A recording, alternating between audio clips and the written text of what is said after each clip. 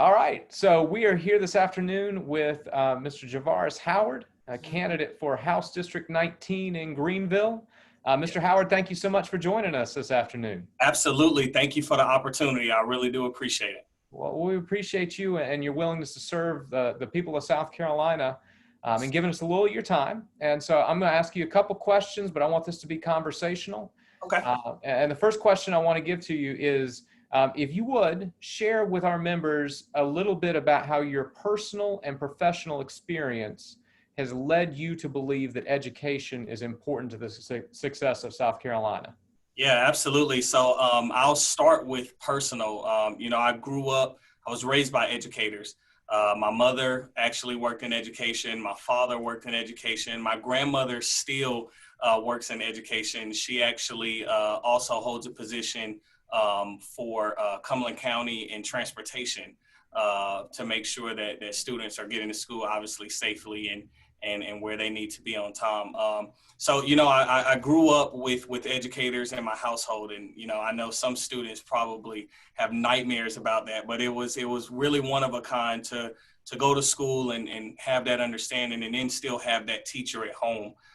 So on a personal level, I think it's pretty important to bring some of those experiences that I had growing up, that I seen my mother and my father kind of go through, the sacrifices that they made, the commitment that they made to the children that they would educate, and just know that that's such an important factor. And for me to see South Carolina move forward, some of the things that we were doing back then we shouldn't see now, and some of the struggles that teachers were going through back then, we want to see them move forward towards progressing towards other things. So I'm excited to have an opportunity to kind of help see that play out.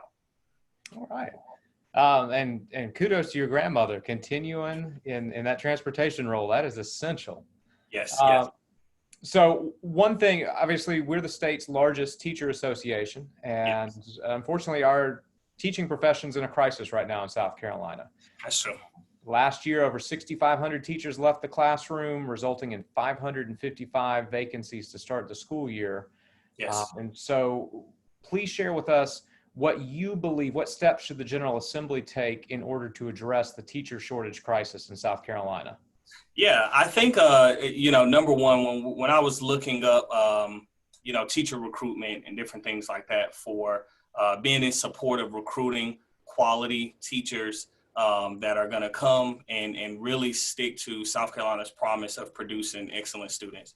I think that we have to look at that. The recruitment tools have to be better, but we have to have a system in which we're recruiting trained educators to want to be a part of, right? So we know that, retirement benefits, we know that pay, we know that having the resources that they need to be the great teachers that they want to be need to be available. So I think that's a huge thing that we need to look at. And I also believe that would help with the retention rate.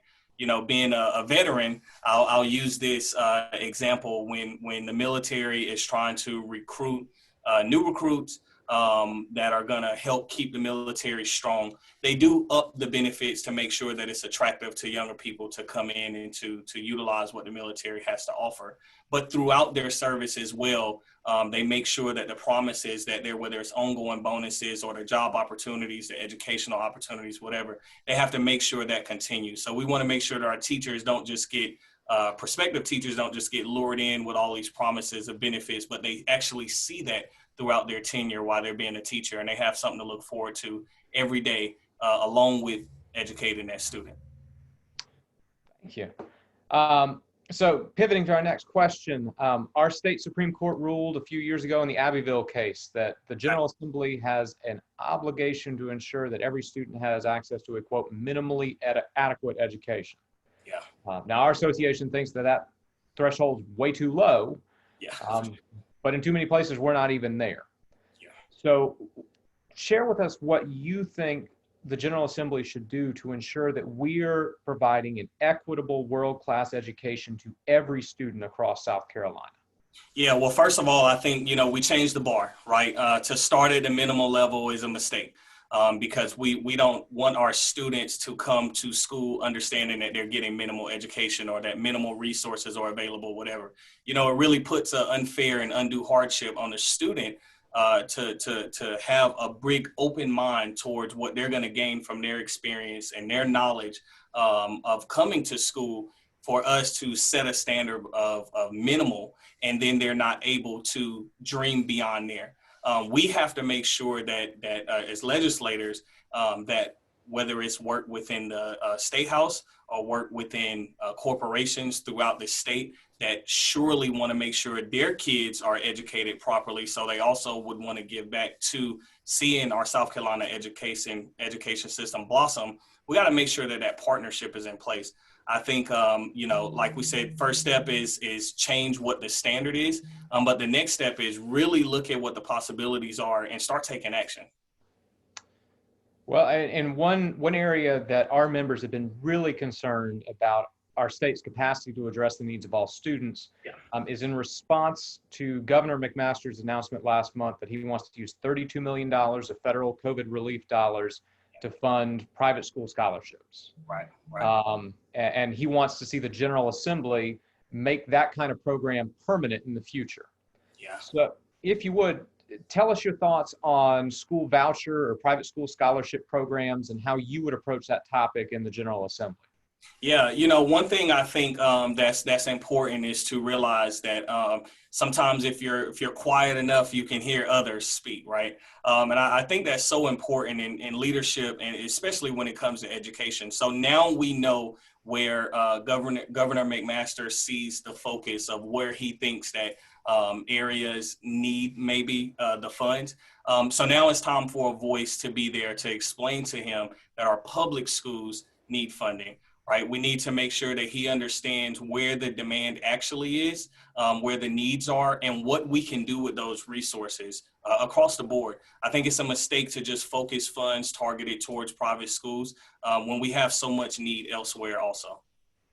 So what would some of those needs potentially look like? You talked about increased teacher pay and support. Yeah. What else would you like to see done with those dollars and recurring dollars that might be earmarked to vouchers?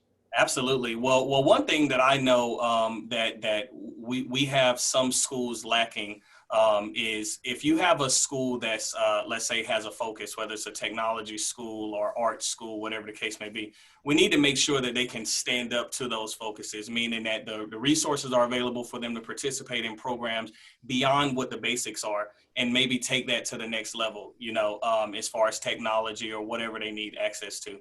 We talked about teacher pay, but I also want to see safety on like our school buses. I know that, it's time for us to get some of the old transportation off, roll in some new transportation. I think we have a real exciting opportunity here, especially in Greenville with, let's just say, city buses going electric. Right. It's time for us to explore some of those partnerships and see what we can do to make sure that our students are arriving safely, on time, and of course, efficiently for the economy. So we need to explore those options. And then, we need to make sure that our students have access to what they need outside of being in a classroom. If not anything, this pandemic has taught us that students literally take work home, right? And we already know that we all had homework, et cetera. But right now, the classroom is in your living room. And there are things that students need outside of a laptop, if they're fortunate enough to have a laptop provided by their school. But outside of that, there's training that for parents that needs to go on. Not every parent is equipped and ready to become a full-time teacher, right? So I want to see resources put towards training and mentoring parents on how to, kind of separate that parenting model in a sense. And I don't want to tell any parents how to do it. I have 3 boys. So right now, maybe I'm the only one going through this battle, but how to find that work-life balance and be a teacher balance, right?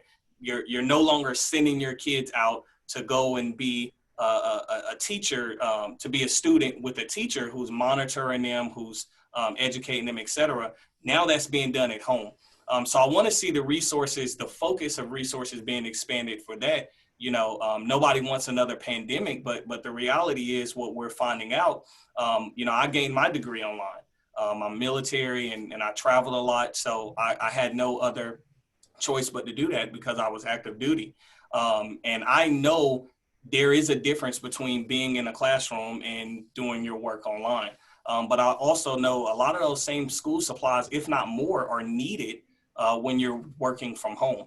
right? But printers, scanners, and cameras, and the right laptops, et cetera. We need to make sure that we put some focus there. Thanks.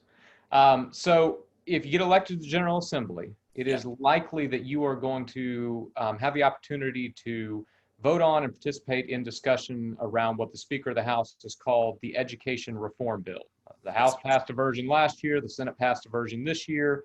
Yes. Doesn't look likely they'll come to consensus this year, so it'll probably carry forward to the next session. Okay. In your view, as Speaker Lucas has talked about, this is a reform bill to prepare South Carolina schools for the 21st century and making sure that our students are equipped for life beyond high school.